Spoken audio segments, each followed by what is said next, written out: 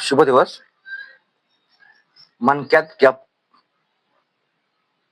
पडतो तेव्हा मणक्यात गॅप म्हणजे पाठीच्या मणक्यामधील गादी म्हणजे डिस्क सरकते किंवा झिजते, ज्यामुळे मणक्यातील अंतर कमी होऊन नसावर दाब येतो.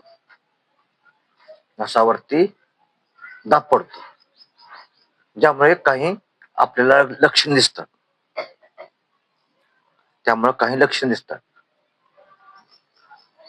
तेव्हा ती लक्षणे कोणती आपण सुरुवातीला जाणून घेऊ.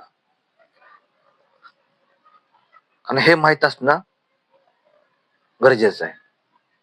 तर काय होतंय, स्नायू कमकुवत होतात. कंबर आणि मानेमध्ये तीव्र अशा वेदना होतात बघा. मणक्यात गॅप पडला की कंबरेमध्ये आणि मानेमध्ये तीव्र अशा वेदना होतात, जे सहन होत नाहीत. आणि नसावर दाब पडल्यामुळं हातापायांना मुंग्या येतात, हातपाय सुन्न होतात. लक्षात येते का? हातपाय सुन्न होतात, हातापायाला मुंग्या येतात.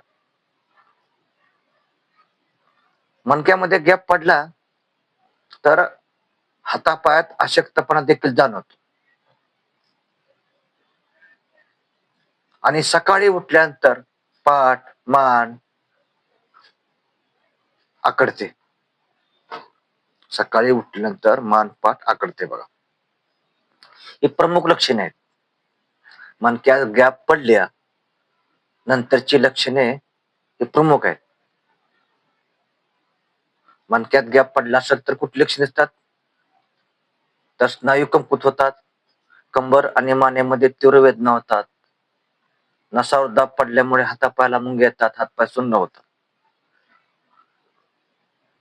खाली वागताना किंवा वजन उचलताना प्रचंड प्रमाणात वेदना होतात, हातापायांना अशक्तपणा देखील जाणवतो आणि सकाळी उठल्यावर मान पाठ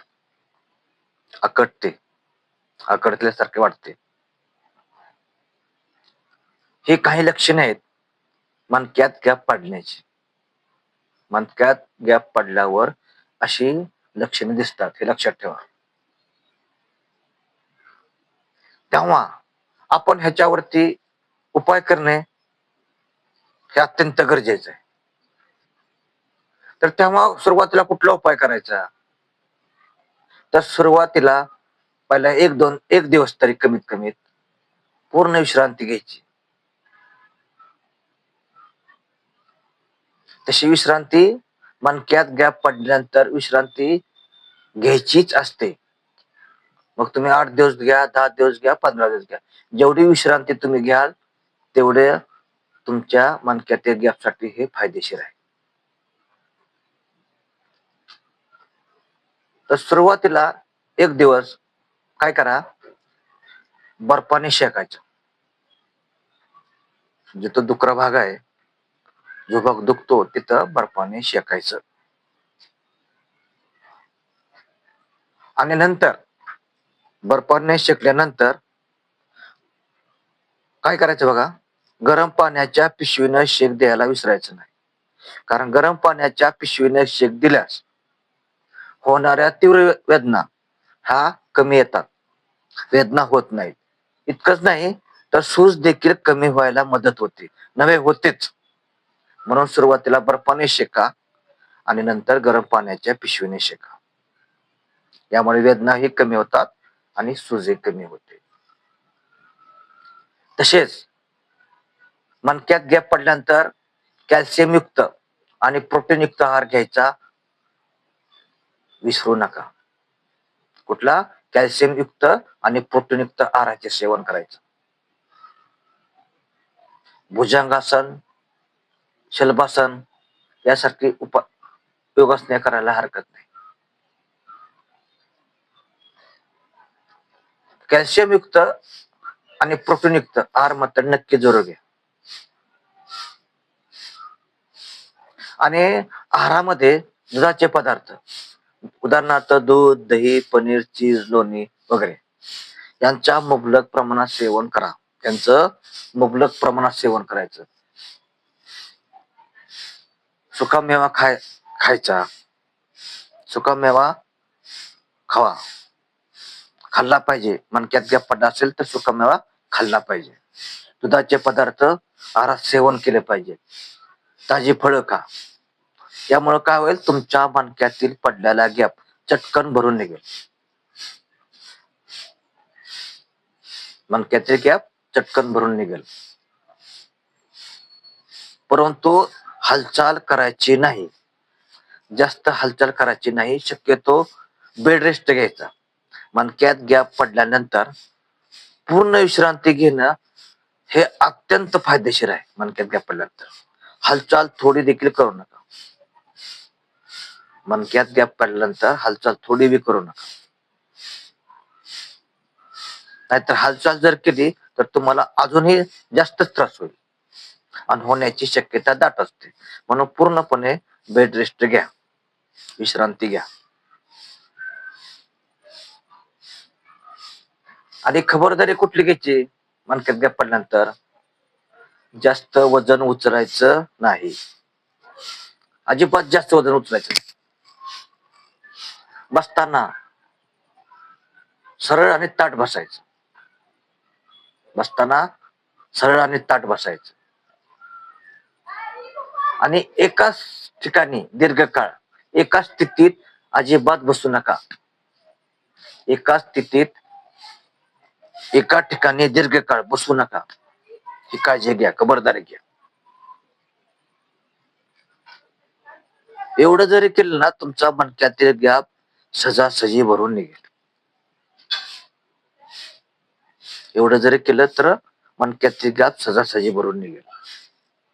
एक नंबर विश्रांती घ्यायची, बेड रेस्ट. सुरुवातीला बर्फानं शेकायचं आणि नंतर गरम पाण्याच्या पिशवीनं शेकायला विसरू नका. मग त्यामुळे काय, वेदना आणि सूज आपोआप कमी होईल. आहारामध्ये कॅल्शियम युक्त आणि प्रोटीन युक्त आहार घ्यायला विसरू नका. ताजी फळं खा. एवढं जरी केलं तर तुमचा मणक्यातील गॅप भरून निघेल. कॅल्शियम युक्त आणि प्रोटीन युक्त पदार्थ भरपूर खा. काही दिवसातच तुमचा मणक्यातील गॅप भरून निघेल. आणि फक्त खबरदारी घ्यायची, त्यामुळे जास्त वजन उचलायचं नाही.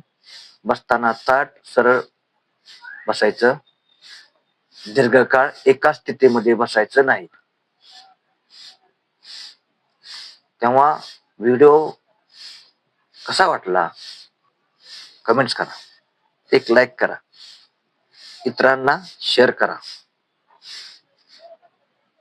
हा व्हिडिओ इतरांना शेअर करा. नवीन असाल तर सबस्क्राईब करायला विसरू नका. आणि नवीन व्हिडिओ पाहण्यासाठी, पुढील व्हिडिओ पाहण्यासाठी बेल आयकॉनला टच करा, जेणेकरून माझं नोटिफिकेशन तुमच्यात पोहोचेल.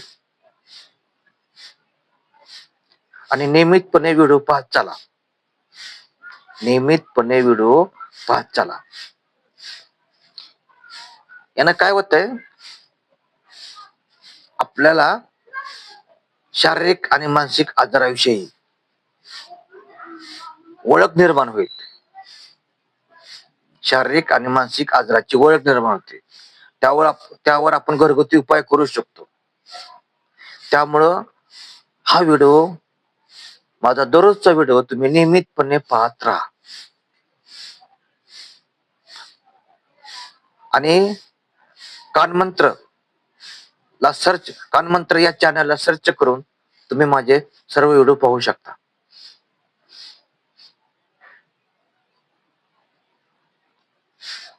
तेव्हा व्हिडिओ कसा वाटला लाईक करा, शेअर करा आणि पुढील नवीन व्हिडिओ पाहण्यासाठी बेल आयकॉनला टच करा. धन्यवाद.